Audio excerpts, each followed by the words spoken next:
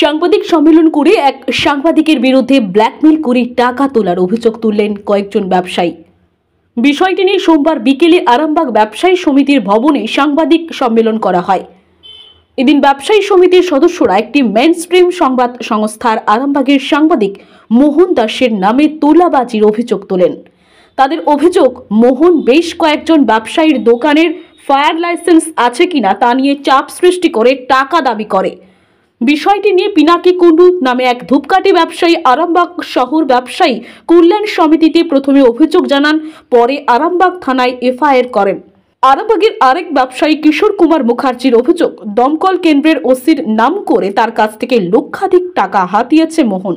আজকে যে আরামবাগ বাণিজ্য ভবনে আপনারা প্রেস কনফারেন্স ডেকেছেন, যদি বিষয়টা একটু প্লিজ বলেন। আমরা ইদানিংকালে কিছু সরকারি আধিকারিক এবং কতিপয় সাংবাদিক তারা প্রত্যেকের কাছে গিয়ে প্রশাসনের যেটা করা দরকার সেটা না করে তারা প্রশাসনিক দায়িত্বটা পালন করছে। সাংবাদিক, বিশেষ করে সাংবাদিক কী পালন করছে, সে গিয়ে বলছে আপনার এই ফল্ট, আপনি এই করেছেন, অমুক করেছেন, দিন জরিমানা কিনে আপনাকে 5 লাখ টাকা দিন। এরকম সেভারাল আমার কাছে আছে, সাপোর্টেড আপনার আছে, যে যারা নিয়েছে টাকা দিয়েছে তারা দিয়েছে, কিন্তু ভয়ে কেউ কিছু বলছে না। কিন্তু যারা বলেছে, যাদের কাছে আমরা সংবাদকে ধার করেছিলাম, তাদের 3টেই আমরা কেস করাতে পেরেছি থানাতে অলরেডি। আমরা নিজেরাই প্রথমে জানাই কি থানাকে, এসডিওকে, ম্যাডামকে দেওয়ার পর আমরা অলরেডি সেই কেসগুলো স্টার্টও করেছে। আমরা চাই এগুলো বন্ধ হোক। কারণ ব্যবসাদার কি সারা জীবন তারা অবরোধে থাকবে?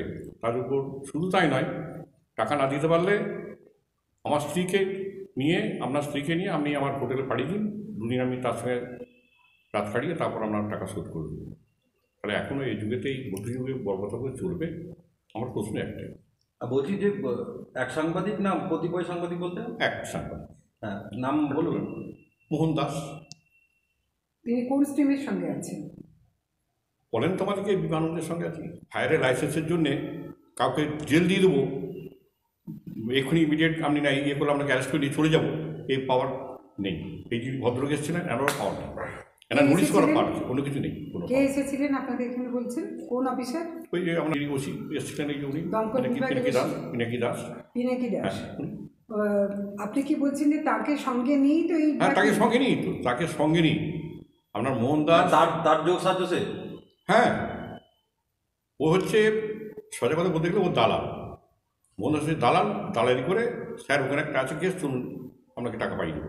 আমার প্রেসিডেন্টের ঘরে গেছে, আমার প্রেসিডেন্টের রঙের ব্যবসা, তার কাছে গেছে, আমরা মশাই ফায়ার অমুক হয়েছে, তমুক হয়েছে, আমরা ফায়ার করেননি, জানেন আমরা কোনো জরিমানা হয়ে যাবে।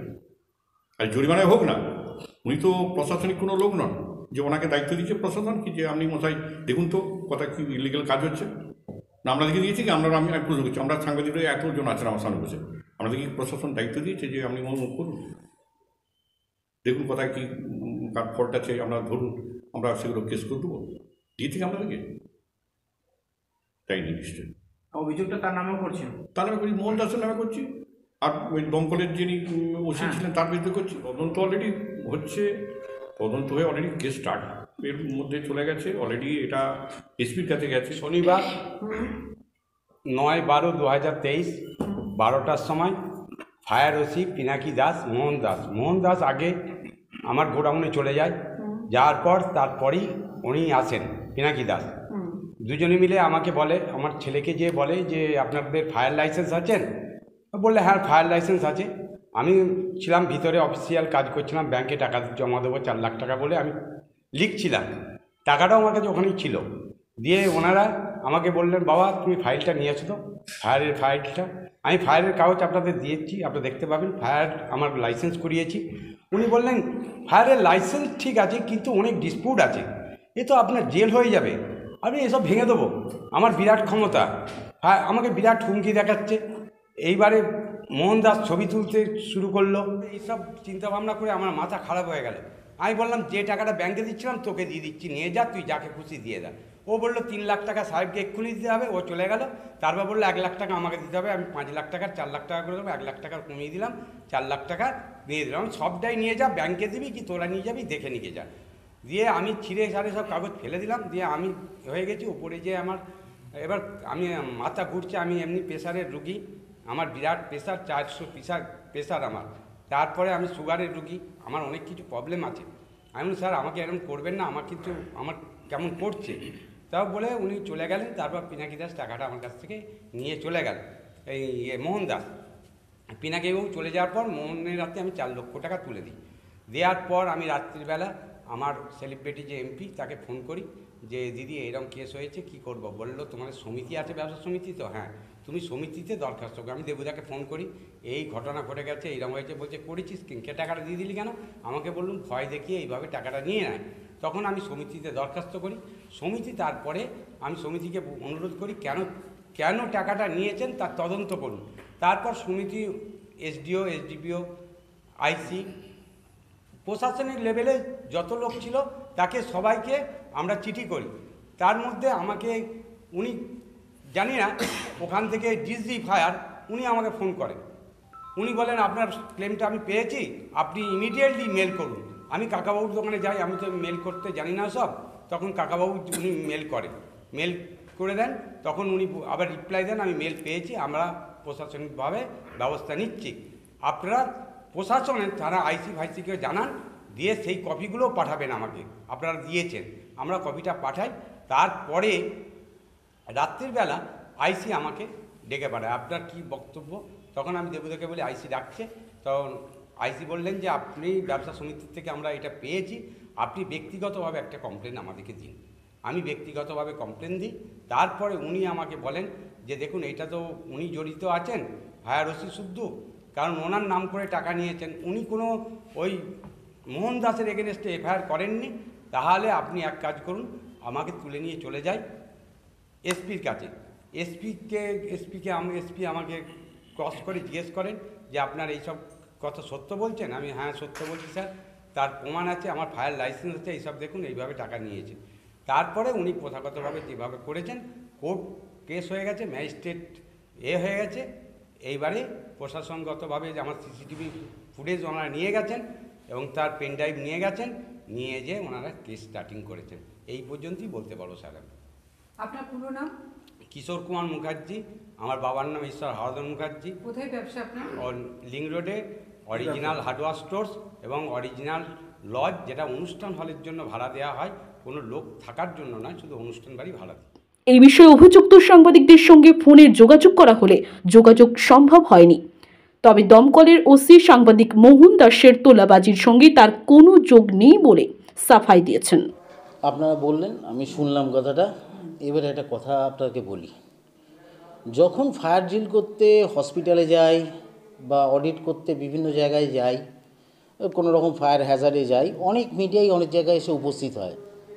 যেমন আপনাকে চিনি বহুদিন ধরে মিডিয়ার মাধ্যমে, আপনার নিউজ রিপোর্টিং দেখেছি। এখানে আরও কয়েকজন আছে যাদের সাথে আমার পরিচয় হয়েছে এখানে কাজ করতে গিয়ে। এবার কোনো কাজ করতে গিয়ে কখন কোথায় কে হাজির হচ্ছে আর কে কার সাথে কী কথা বলছে, কোন রিপোর্টার বা কে কী, আমি কোনোদিন কোনো রিপোর্টারের বিষয়ে নাক গলাই না, কারণ সেটা তাদের ব্যক্তিগত ব্যাপার থাকে। প্রিন্ট মিডিয়া, নিউজ মিডিয়া তার একটা ব্যক্তি সত্তা নিয়ে চলে এবং তাদের একটা রাইট আছে, সেই রাইটে তারা কাজ করে। অভিযোগটা যেটা আছে হ্যাঁ, সেটা হচ্ছে যে আপনি বলেছেন অরিজিনাল হার্ডওয়্যারসের মালিককে, আপনি বলেছেন যে দেখুন আপনার কিন্তু এই অবস্থা, আপনার কিন্তু খুব বিপদ হয়ে যাবে, আপনি কিন্তু গ্রেফতার হয়ে যাবেন ইত্যাদি ইত্যাদি বলে যেটা বলেছেন সেটা হচ্ছে আপনি এনার সঙ্গে বিষয়টা মিটিয়ে নিন। একদমই না, এটা ডাহা মিথ্যে কথা। আপনাকে যদি এ কথা বলে তাহলে এটা ডাহা মিথ্যে কথা। উনি বলেছেন উনি ওনার নাকি ফ্যামিলি রিলেটিভ। তাহলে আপনার ফ্যামিলি রিলেটিভ আপনারা তাহলে বুঝুনকে যান। আমি আপনাকে এটা জানিয়ে গেলাম, আপনি কাগজপত্রগুলো ব্যবস্থা করুন, এই পথে হাঁটুন, এটা আপনার জন্য উপকার হবে। আপনার এনওসিটা করে নেন, কারণ প্রপার্টি আপনার, তাতে আগুন লাগলে কিছু হলে আমি আপনাকে হেল্প করতে পারবো না। ইভেন ফায়ার ব্রিগেডের গাড়ি জীবনে ওনার বাড়ির কাছে পৌঁছাতে পারবে না। সেটার জন্য আপনারা ব্যবস্থা নিন। সেটার জন্য আপনার কাছে এখানে যেটা অভিযোগ করছে হ্যাঁ যে আপনি সাথে করে মিডিয়া না না না আমি কোনোদিন সাথে কোথায় জানি, একদম হাত জড়ো করে বলছি এরকম ধরনের গল্প আমার না না একদম অস্বীকার করছি, একদম অস্বীকার করছি। কোনো দিন আমার কোনো মিডিয়াকে নিয়ে কোথাও যাইনি, এত বছর কাজ করছি, করলাম না, আজকে হঠাৎ আমি মিডিয়া নিয়ে যাব? আমি তো আজকে অফিসারই করছি না, আমি হলদিয়া চালিয়েছি 2010 সাল থেকে 16 সাল 17 সাল অবধি, কালীঘাট পাটুরি এত জায়গায় করেছি, কোনোদিন তো মিডিয়া ছিল। আমি এখানে এসেই তো দেখছি মিডিয়া ইউটিউবার কিছু বললেই ঝাঁপিয়ে পড়ছে কে কোথা থেকে। আমি তো কিছুই বলার নেই এখানে, আমি যে কে কী করছে আমার দেখার দরকার নেই, আপনারা স্বাধীন।